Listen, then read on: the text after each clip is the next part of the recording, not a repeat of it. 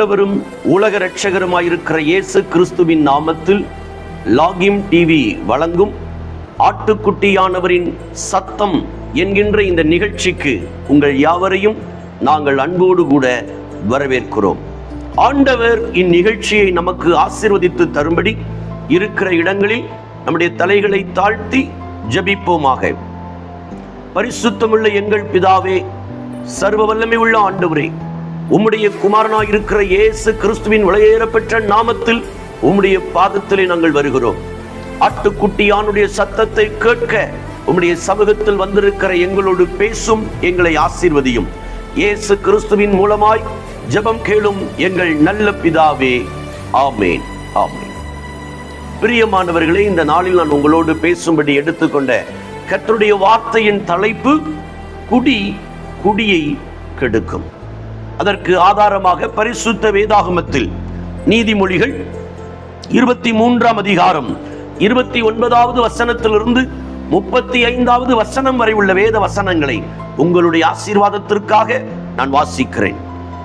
ஐயோ, யாருக்கு வேதனை, யாருக்கு துக்கம், யாருக்கு சண்டைகள், யாருக்கு புலம்பல், யாருக்கு காரணமில்லா காயங்கள், யாருக்கு இரத்தம் கலங்கின கண்கள். மதுபானம் இருக்கும் இடத்திலே தங்கி தரிப்பவர்களுக்கும் கலப்புள்ள சாராயத்தை நாடுகிறவர்களுக்கும் தானே. மதுபானம் இரத்த வர்ணமாயிருந்து பாத்திரத்தில் பளபளப்பாய் தோன்றும் போது நீ அதை பாராதே, அது மெதுவாய் இறங்கும். முடிவிலே அது பாம்பை போல் கடிக்கும், விரியனை போல் தீண்டும். நீ நடுக்கடலில் சயனித்திருக்கிறவனை போலவும் பாய்மர தட்டில் படுத்திருக்கிறவனை போலவும் இருப்பாய். என்னை அடித்தார்கள், எனக்கு நோகவில்லை. என்னை அறைந்தார்கள், எனக்கு சுரணை இல்லை. நான் அதை பின்னும் தொடர்ந்து தேட எப்பொழுது விழிப்பேன் என்றாய். பிரியமானவர்களே, கடந்த நாட்களிலே தமிழகம் முழுவதும் ஒரு பரபரப்பான செய்தியை நாம் அறிந்தது. செய்தித்தாள்களை நாம் பார்க்கும் போதும், டெலிவிஷனை நாம் பார்க்கும் போதும், தமிழ்நாட்டிலே கள்ளக்குறிச்சி என்கிற ஒரு மாவட்டத்தில் நடந்த சம்பவம் நம் அனைவரையும் வேதனைக்குள் ஆக்கினதை நாம் நன்கு அறிவோம். கள்ளக்குறிச்சி நகராட்சிக்கு உட்பட்ட 7வது வார்டு கருணாபுரத்தை சேர்ந்த 4 பேர் கள்ளச்சாராயத்தை அருந்தி அவர்கள் மருத்துவமனையிலே உயிரிழந்தார்கள். இது குறித்து உறவினரிடத்தில் விசாரித்த போது அவர்கள் கள்ளச்சாராயம் அருந்தி உயிரிழந்தார்கள் என்கிற அந்த செய்தி காவல்துறைக்கு அதிர்ச்சியை ஏற்படுத்தியது. மறுநாள் 12 மணிக்கும் மேல் அநேக மக்கள் கருணாபுரத்தை சுற்றிலும் இருக்கிற பல கிராமங்களில் இருக்கிறவர்களுக்கு தொடர்ந்தேர்ச்சியான வயிற்றுப்போக்கு, கை கால்கள் மரத்து போகுதல், மூச்சு திணறல் போன்ற பலவிதமான உபாதைகளில் அநேகர் பாதிக்கப்பட்டிருந்தார்கள்.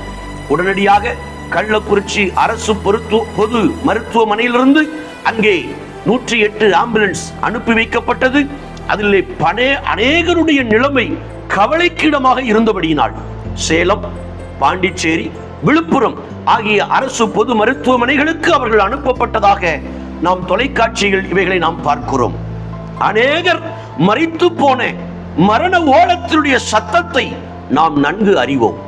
எனக்கு அன்பான சகோதரனே, சகோதரியே, இன்றைக்கு இந்த நிகழ்ச்சியை பார்க்கிற என் அன்பு சகோதரனே, ஒருவேளை குடி என்று சொல்லக்கூடிய இந்த போதைக்கு அடிமைப்பட்டு அதிலிருந்து விடுதலை பெற முடியாமல், சமாதானம் இல்லாமல், குடும்பத்தாரால் ஒதுக்கப்பட்டு அல்லது குடித்து குடித்து சரீரத்தினுடைய அவயவங்கள் பாதிக்கப்பட்டு மரணத்துக்கு போராடி கொண்டிருப்பேன் என்று சொன்னால், உங்களுக்கு இந்த நேரத்தில் ஒரு நல்ல செய்தியை நான் சொல்லுகிறேன். ஆண்டவர் இயேசு கிறிஸ்து உங்களை அதிகமாய் நேசிக்கிறார். நீங்கள் ஆண்டவராய் இருக்கிற இயேசு கிறிஸ்துவிடத்தில் வந்து, ஆண்டவரே, இந்த குடிப்பழக்கத்திலிருந்து எனக்கு விடுதலை தாரும் என்று அதை நீங்கள் உண்மையாய் விரும்புவீர்கள் என்று சொன்னால், ஆண்டவராய் இருக்கிற இயேசு கிறிஸ்துவினுடைய இரத்தம் உங்களை அந்த குடிப்பழக்கத்திலிருந்து விடுதலையாக்கி, அந்த சிந்தனையிலிருந்து நீங்கள் விடுதலையாகி புதிய மனிதனாய் நீங்கள் மாற முடியும். உங்களால் சுய பரிசோதனையின் மூலம் குடியிலிருந்து விடுதலை அடைய முடியாது. இன்றைக்கும் அநேக இந்து நண்பர்களை நான் நன்கு அறிவேன். அவர்கள் 40 நாட்கள் விரதம் இருக்கிற நாட்களில் இது போன்ற காரியங்களை தீண்டாமல் தொடாமல் தங்களை சுத்தபத்தமாய் சுய கட்டுப்பாடோடு வைத்துக் கொள்ளுகிறார்கள். நான் அவர்களை பாராட்டுகிறேன். ஆனால் 40 நாட்களுக்கு பிற்பாடு உறவினுடைய நல்ல விசேஷங்களில் அவர்கள் மறுபடியும் குடிப்பழக்கத்துக்கு அடிமையாகிறதை நான் பார்த்திருக்கிறேன். சுய கட்டுப்பாடு இந்த குடிப்பழக்கத்திலிருந்து உங்களை விடுதலை செய்ய முடியாது. எனக்கு அன்பானவர்களே, இயேசு கிறிஸ்து உங்களை விடுதலை ஆக்குவாரானால் அந்த விடுதலையானது உண்மையான விடுதலையாக இருக்கும். ஒருவேளை பாஸ்டர் நீங்கள் சொல்லுகிறது போல் குடிப்பழக்கத்தை விளையாட்டாக ஆரம்பித்து இன்றைக்கு அவைகளிலே மூழ்கி சிக்கி என்னுடைய சொந்த குடும்பத்தால் வெறுக்கப்பட்டு நான் சம்பாதித்த ஆயிரக்கணக்கான பணங்கள் இந்த மதுவான கடைகளுக்கு போகிறது, என்னால் இருந்து விடுதலை பெற முடியவில்லை, என்னுடைய வாழ்க்கையில் ஒரு சமாதானம் இல்லை, என்னுடைய வாழ்க்கையில் ஒரு நிம்மதி இல்லை, யார் என்னை இந்த குடிப்பழக்கத்திலிருந்து விடுதலை ஆக்குவார் என்று சொல்லி ஏங்கிக் கொண்டிருக்கிற அன்பு சகோதரனை, இந்த நாளிலே நான் உனக்கு ஒரு நல்ல நற்செய்தியை சொல்லுகிறேன். ஆண்டவராய் இருக்கிற இயேசு கிறிஸ்து உன்னை விடுதலையாக்க போதுமானவர்.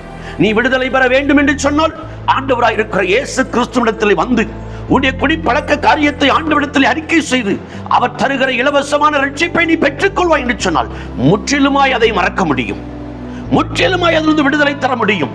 லட்சக்கணக்கான கோடிக்கணக்கான மக்கள் குடி போதை என்கிற பழக்கத்தில் அடிமைப்பட்டு இயேசுவிடத்தில் விடுதலையான பல சாட்சிகள் இன்றும் எங்களிடத்தில் உண்டு. எனக்கு அன்பான சகோதரனே சகோதரி, ஆண்டவரிடத்திலே வர நீ ஆயத்தமா? ஆண்டவரே, என் பாவத்தை மன்னியும், என்னை உம்முடைய இரத்தத்தால் கழுவி பரிசுத்தப்படுத்தும் என்று கேட்பாய் என்று சொன்னால் ஆண்டவராக இருக்கிற இயேசு கிறிஸ்து உன்னை ஒரு புதிய மனிதனாய் மாற்றுவார். எந்த குடும்பம் உன்னை வெறுத்ததோ அதே குடும்பத்திற்கு ஆசீர்வாதமான ஒரு நபராக, எந்த சமூகம் உன்னை வெறுத்ததோ, எந்த தெரு உன்னை வெறுத்ததோ, எந்த உறவினர் உன்னை வெறுத்தார்களோ அதே ஜனங்களுக்கு முன்பதாக நீ ஒரு தலை சிறந்த மனிதனாய் ஆசீர்வதிக்கப்பட்ட மனிதனாய் மாற்ற இயேசு கிறிஸ்து இந்த நாளிலே உன்னை விரும்புகிறார். எத்தனை பேர் இந்த விடுதலையை பெற்றுக்கொள்ள ஆயத்தம்? எத்தனை பேர் இந்த விடுதலையை பெற்றுக்கொள்ள ஆயத்தமாய் இருக்கிறீர்கள்? அப்படி ஆயத்தமாய் இருக்கிறவர்கள் இந்த ஜெப நேரத்தில் நீங்கள் இருக்கிற இடத்தில் முழங்கால் படியிட்டு உங்கள் கரங்களை பரலோகத்துக்கு நேராக உயர்த்தி என்னோடு சேர்ந்து ஜெபிப்பீர்களா? பரிசுத்தமுள்ள எங்கள் பிதாவே, கடந்த நாட்களில் எங்கள் தமிழகத்தை முழுக்கின ஒரு சம்பவம் இந்த கள்ளச்சாராயம் சுவாமி. அதை குறித்து நீதிமொழிகளில் நாங்கள் வாசிக்கிறோம்.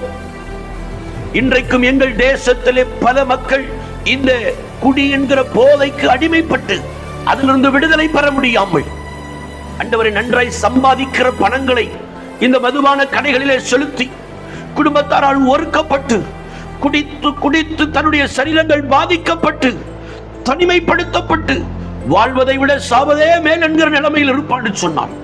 அவர்களை நீ நேசிக்கிறீர் என்கிற நற்செய்தியை சொல்லி இருக்கிறேன்.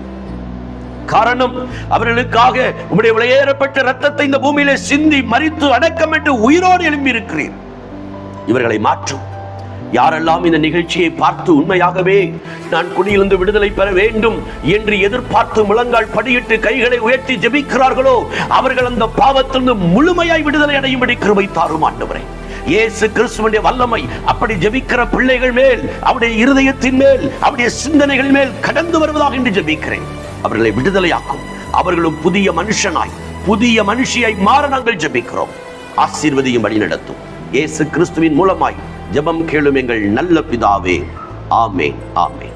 என் அன்பு சகோதரனே, என் அன்பு சகோதரியே, நீங்கள் குடியில் இன்னும் அதைவிட போதைமான காரியங்களிலிருந்து இயேசு கிறிஸ்து உங்களை விடுதலையாக்குவார் என்று இயேசுவின் நாமத்தில் உங்களை ஆசீர்வதிக்கிறேன். God bless you.